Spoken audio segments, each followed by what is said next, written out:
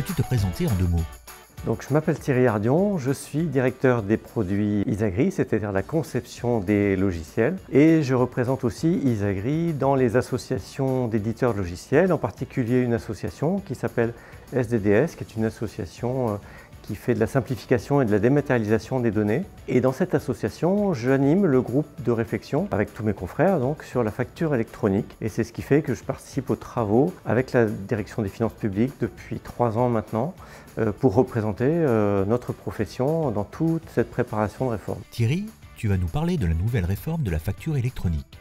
Pour que cela soit concret, nous allons suivre l'exemple de Claire. Claire dirige une petite entreprise de 5 salariés qui dessine et fabrique des meubles. Claire assure toute la partie gestion commerciale et comptable de sa petite entreprise. Claire vend ses meubles auprès de 3 types de clients. Des particuliers, des professionnels pour aménager leurs locaux, quelques collectivités publiques. Peux-tu nous expliquer ce qui va changer pour Claire avec cette obligation de facture électronique?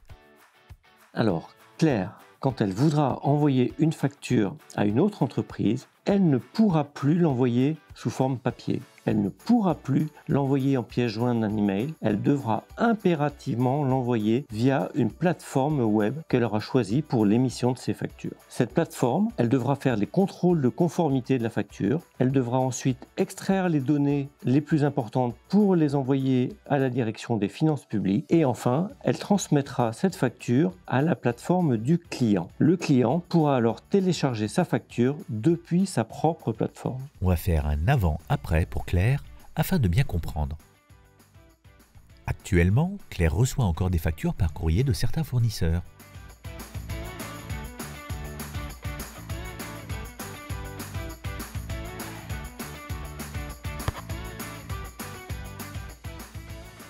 Actuellement, Claire envoie à ses clients professionnels des factures en PDF par mail. Demain,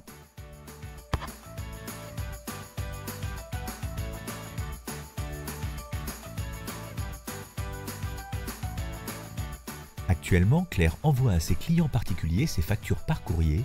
Demain, elle pourrait continuer à faire comme aujourd'hui, mais elle pourra se simplifier la vie en les envoyant par sa plateforme aussi, même si le particulier préfère le papier. C'est alors sa plateforme qui pourra faire l'envoi postal et l'impression, et ça sera moins coûteux et plus confortable.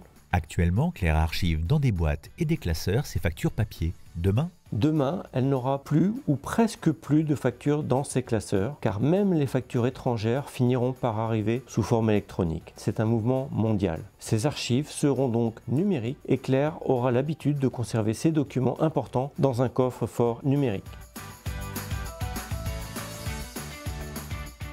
Actuellement, Claire envoie à ses clients particuliers ses factures par courrier.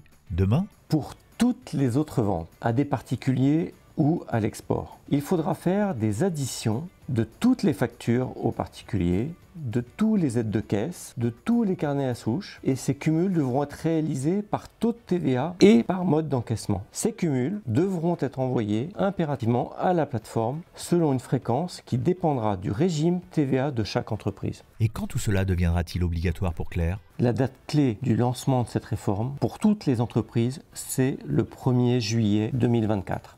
À partir du 1er juillet 2024, toutes les entreprises devront avoir choisi une plateforme pour être en mesure de recevoir des factures électroniques. Pour l'émission de factures à des clients, il y aura une phase de transition pour les PME et les TPE qui durera 18 mois jusqu'au 1er janvier 2026. À partir du 1er janvier 2026, toutes les entreprises, quelle que soit leur taille, auront l'obligation d'émettre toutes leurs factures par cette plateforme. De la même manière, à partir du 1er janvier 2026, toutes les entreprises devront être capables de déclarer le e-reporting, donc toutes les autres ventes, via cette même plateforme. Donc il y aura bien 18 mois pour se lancer partiellement, puis totalement jusqu'au 1er janvier 2026.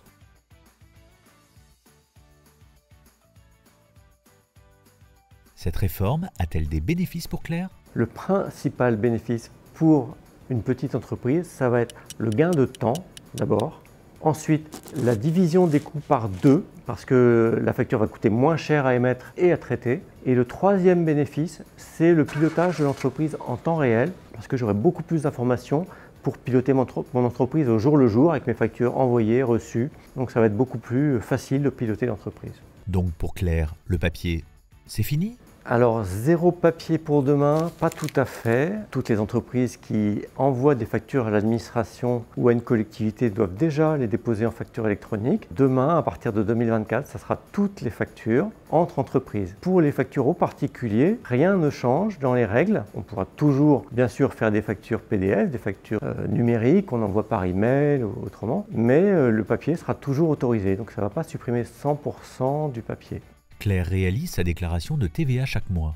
Ça aussi, ça va changer? Alors la déclaration de TVA, elle sera toujours là demain et pour quelques années encore, mais l'administration fiscale nous a indiqué qu'effectivement l'objectif à terme, c'est de faire un pré-remplissage des déclarations de TVA. Ce pré-remplissage, il ne sera peut-être pas parfait. C'est comme aujourd'hui, quand on reçoit sa déclaration d'impôt pré-remplie, ça remplit l'essentiel, mais s'il y a des compléments, il faut les apporter. Ça sera pareil demain avec la TVA. Claire utilise IsaCompta et IsaFact. Ces logiciels seront prêts pour la facture électronique? Nos logiciels de facturation permettent de créer automatiquement les formats informatiques qui sont demandés, de les transmettre automatiquement ou le plus automatiquement possible à la plateforme que l'on aura choisie pour envoyer ces factures. À l'idéal, tout ça en un clic, comme aujourd'hui on le fait pour les imprimer, ou comme on le fait déjà pour les envoyer à l'administration fiscale quand c'est des collectivités publiques. L'objectif, c'est que ça soit aussi simple, mais là pour toutes les factures. En réception, l'important, ça sera de pouvoir les visualiser et de les comptabiliser le plus automatiquement possible. Et donc ça, dans les logiciels de notre gamme, on va aussi s'attacher à ça. Et puis le dernier élément sur les logiciels qui va être important, c'est la partie mise à jour des statuts.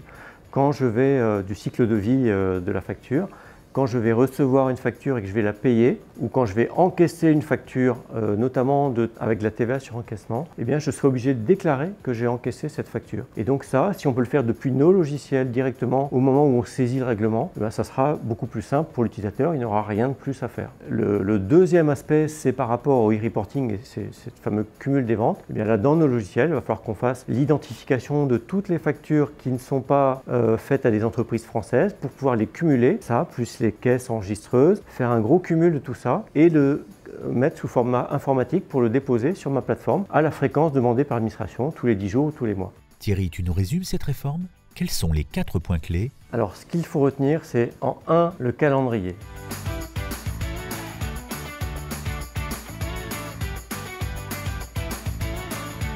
Le deuxième point, c'est la circulation des factures par les plateformes qui va faciliter la circulation des factures en émission et en réception et qui deviendra le point central de toutes vos factures.